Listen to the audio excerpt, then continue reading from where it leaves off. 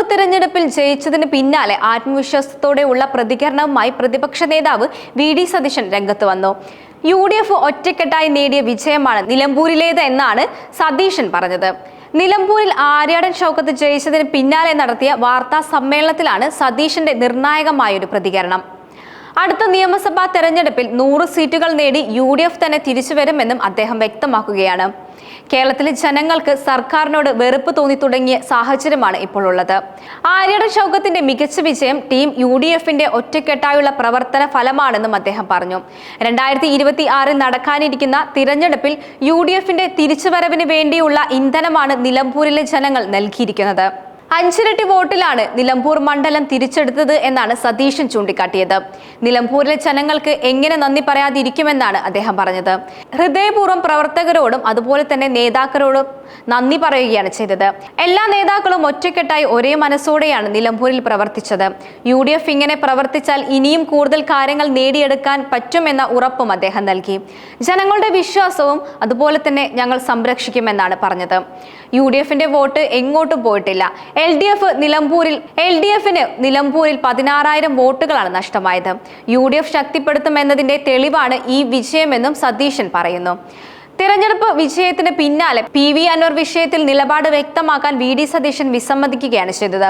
അത് ശ്രദ്ധേയമായ ഒരു കാര്യമാണ്. PV അൻവർ വിഷയം ചർച്ച ചെയ്യേണ്ട സമയം ഇതല്ല എന്നും താൻ ഒറ്റയ്ക്ക് ഒരു തീരുമാനം എടുത്തിട്ടില്ല എന്നുമാണ് വി.ഡി. സതീശൻ വ്യക്തമാക്കിയത്.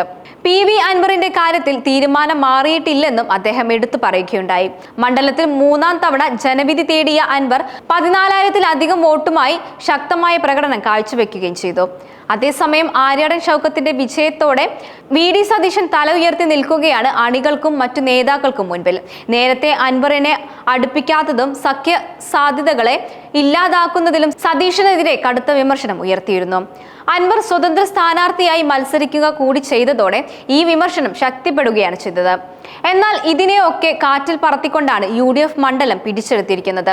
അതും അൻവർ ഇത്രയധികം വോട്ടുകൾ നേടിയിട്ടും UDFന്റെ ഉജ്ജ്വല വിജയം തടയാൻ സാധിച്ചിട്ടില്ല എന്നത് സതീശനെ സംബന്ധിച്ച് ആശ്വാസകരമായ മറ്റൊരു കാര്യമാണ്.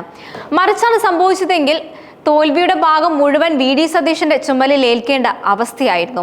എന്നാൽ ജയത്തോടെ അദ്ദേഹത്തിന്റെ ശാരീരിക ഭാഷയിൽ തന്നെ ആത്മവിശ്വാസം പ്രകടമായി കഴിഞ്ഞിരിക്കുന്നു എന്ന് നമുക്ക് നോക്കിക്കാണാവുന്നതാണ്. അതിനിടെ തെരഞ്ഞെടുപ്പ് വിജയത്തിന് പിന്നാലെ ഫേസ്ബുക്ക് പോസ്റ്റിലൂടെ വി.ഡി. സതീശൻ നേരത്തെ ആദ്യ പ്രതികരണം അറിയിച്ചിട്ടുണ്ടായിരുന്നു. ചങ്കുകൊടുത്തും മുന്നണികളെ സ്നേഹിക്കുന്ന പ്രവർത്തകരും നേതാക്കളും ഉള്ളപ്പോൾ UDF ജനഹൃദയം കവരും എന്നാണ് അദ്ദേഹം പറഞ്ഞത്. ഇത് UDFന്റെ യുഗമാണ്. ഒറ്റ പാർട്ടിയെ പോലെ പ്രവർത്തിക്കുന്ന ഐക്യ ജനാധിപത്യ മുന്നണി 2026 UDF കൊടുങ്കാറ്റ് പോലെ തിരിച്ചുവരും എന്നായിരുന്നു അദ്ദേഹത്തിന്റെ ഫേസ്ബുക്ക് പോസ്റ്റ്. നിലമ്പൂർ ഉപതെരഞ്ഞെടുപ്പിൽ കൂടി വിജയിച്ചതോടെ 2ാം പിണറായി സർക്കാരിന്റെ കാലത്ത് നടന്ന 5 തിരഞ്ഞെടുപ്പിൽ 4ലും വിജയം UDFനായിരുന്നു. ആദ്യ 4 തിരഞ്ഞെടുപ്പുകളിലെ ഇരു മുന്നണികളും സ്വന്തം മണ്ഡലങ്ങൾ നിലനിർത്തുന്നതാണെങ്കിലും അവസാന ലാപ്പിൽ നടന്ന നിലമ്പൂർ ഉപതെരഞ്ഞെടുപ്പിൽ LDFന്റെ കയ്യിൽ ഉണ്ടായിരുന്ന മണ്ഡലം 10 വർഷങ്ങൾക്ക് ശേഷം UDF പിടിച്ചെടുത്തിരിക്കുകയാണ്. ഇതോടെ നിയമസംഖ്യയിൽ ഭരണപക്ഷത്തെ അംഗബലം 99-ൽ നിന്നും 98-ആയി കുറഞ്ഞപ്പോൾ പ്രതിപക്ഷത്തിന് 41-ൽ നിന്നും 42-ആയി വർദ്ധിക്കുകയും ചെയ്തിട്ടുണ്ട്. പുതുപ്പള്ളി അതുപോലെ തൃക്കാക്കര, പാലക്കാട്, ചേലക്കര, നിലമ്പൂർ നിയമസഭാ മണ്ഡലം 2ാം പിണറായി വിജയൻ സർക്കാരിന്റെ കാലത്ത് കേരളത്തിൽ ഉപതിരഞ്ഞെടുപ്പ് നടന്ന മണ്ഡലങ്ങളാണ് ഇതെല്ലാം. വയനാട് ലോക്സഭാ മണ്ഡലത്തിലേക്കും ഇക്കാലത്തിനിടെ വീണ്ടും തെരഞ്ഞെടുപ്പ് വന്നു.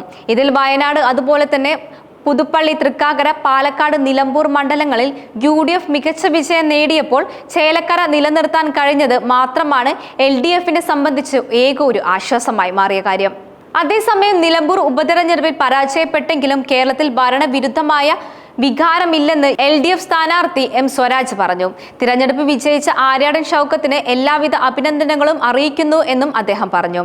ഈ തിരഞ്ഞെടുപ്പിനെ ഒരു രാഷ്ട്രീയ പോരാട്ടമാക്കി വികസിപ്പിക്കാൻ ഇടതുപക്ഷം ശ്രമിച്ചത് ആ നിലയിൽ ഒരു ഉയർന്ന ജനാധിപത്യ സംവരണം എന്ന നിലയിൽ മുന്നോട്ടു പോകാൻ ഞങ്ങൾക്ക് സാധിച്ചു എന്നതാണ്. അതിൽ ഞങ്ങൾക്ക് അഭിമാനമുണ്ടെന്നും അദ്ദേഹം പറഞ്ഞു. ജനങ്ങളെയും നാടിനെയും ബാധിക്കുന്ന പ്രശ്നമാണ് എല്ലാ സമയത്തും ഞങ്ങൾ ഉയർത്തിക്കാട്ടിയിട്ടുള്ളതും എന്നും അദ്ദേഹം പറഞ്ഞു. ഞങ്ങളെ എതിർക്കുന്നവർ എപ്പോഴും പല ഘടകത്തിലും വിവാദങ്ങൾ ഉയർത്തിക്കൊണ്ടുവരാൻ ശ്രമിച്ചെങ്കിലും അതിലൊന്നും തന്നെ ഞങ്ങൾ പിടികൊടുത്തിട്ടില്ല. ഞങ്ങൾ ഞങ്ങളുടേതായ നിലയിൽ തന്നെ മുന്നോട്ട് പോകുമെന്നാണ് അദ്ദേഹം പറഞ്ഞത്. വികസന കാര്യങ്ങളും അതുപോലെ തന്നെ ജനങ്ങളെ ബാധിക്കുന്ന പ്രശ്നങ്ങൾ ജനങ്ങളുമായി ചർച്ച ചെയ്യാനാണ് ഞങ്ങൾ ആഗ്രഹിക്കുന്നത്. അതിന് തന്നെയാണ് ഞങ്ങൾ ശ്രമിച്ചതും. പരാജയം സ്വാഭാവികമായും വരും ദിവസങ്ങളിൽ സൂക്ഷ്മമായി ഞങ്ങൾ പരിശോധിക്കും. ഞങ്ങൾ ഉൾക്കൊള്ളേണ്ട കാര്യങ്ങൾ ഞങ്ങൾ ഉൾക്കൊള്ളുക തന്നെ ചെയ്യും. ജനങ്ങളെ ബോധ്യപ്പെടുത്തേണ്ട കാര്യങ്ങൾ ഞങ്ങൾ ബോധ്യപ്പെടുത്തുക തന്നെ ചെയ്യും. ജനങ്ങൾക്ക് വേണ്ടി കൂടുതൽ കരുത്തോടെ ഈ തിരഞ്ഞെടുപ്പിൽ നിന്നും ഉൾക്കൊള്ളേണ്ട പാഠങ്ങളും കൂടി അടിസ്ഥാനപരമായി നോക്കിയിട്ട് മാത്രമേ ഞങ്ങൾ മുന്നോട്ട് പോവുകയുള്ളൂ. ഇതാണ് ഈ ഘട്ടത്തിൽ പ്രതികരിക്കാനുള്ളതെന്നും അദ്ദേഹം പറഞ്ഞു. ഫലം പുറത്തു വന്നതിന് പിന്നാലെ പലതരത്തിലുള്ള വിലയിരുത്തലുകളും വരുന്നുണ്ട്. ഭരണത്തിന്റെ വിലയിരുത്തലാണ് ഈ തിരഞ്ഞെടുപ്പിൽ പ്രത്യേകമായി എടുത്തു പറയേണ്ടത്.